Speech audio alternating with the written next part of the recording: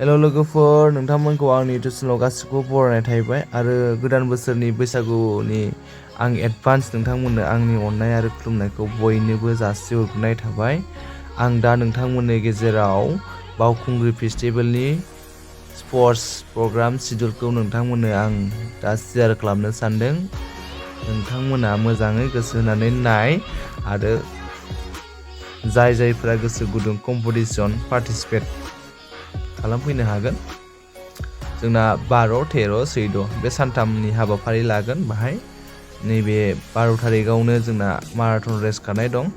बेनि उनाव खमलायनाय कम्पिटिशन 9थायाव दङ। ओमफ्राय साइकेलनि कम्पिटिशन दं, सालायनाय साइकेल बादायलायनाय, बेबो 9थायावनो जागोन। बेनि उनाव जोंना 13 थारिखआव दंबावो मेन प्राइज हाजो गाखोनाय माने हिल ट्रेकिं माने कम्पिटिशन। बेथ' गोबां प्राइजनि जानो हागौदां, 1 लाखफोर मोननो हागौ। बाहाय प्राइजखौथ' बाव होनाय जायाखै। बेनि उनाव खमलायनाय दङ 9थायावनो, दाउब' आथिं दङ, दाउला सौलायनायबो थानो हागौ, दंफां बुखुनाय, काबादिबो थानो हागौ, बाव लिरजोबाखै। रिजाल्ट दङ हिल ट्रेकिं हाजो गाखोनायखौ दिनखालिनो होनो हागौ 12:30आवनो। बेनि उनाव प्राइज राननायाथ' नैबे 14 थारिखआव जाफैगोन।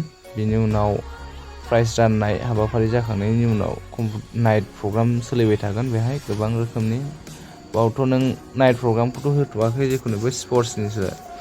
बेनि उनाव जायफोरा गोसो गुदुं नायनानै लाखादों, आं दिनै बे नोंथांमोननो बे प्रग्राम शिड्युलखौ शेयार खालामबाय।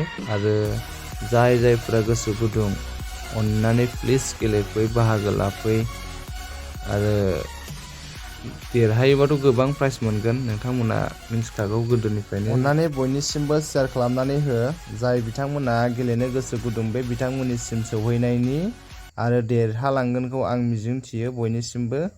माने प्राइजखौथ' बयबो नाजाथारनांगोन आरो गेलेनानै सार्टिफिकेट मोनोबाथ' जोबोद मोजांनि बाथ्रा। प्राइजआबो गोबाङानो, 1 लाख गाहामसिम थांनो हागौ खोमा। आरो आंनि भिडिअखौ मोजां मोनदोंबा लाइक, कमेन्ट, शेयार खालामनो दाबाव।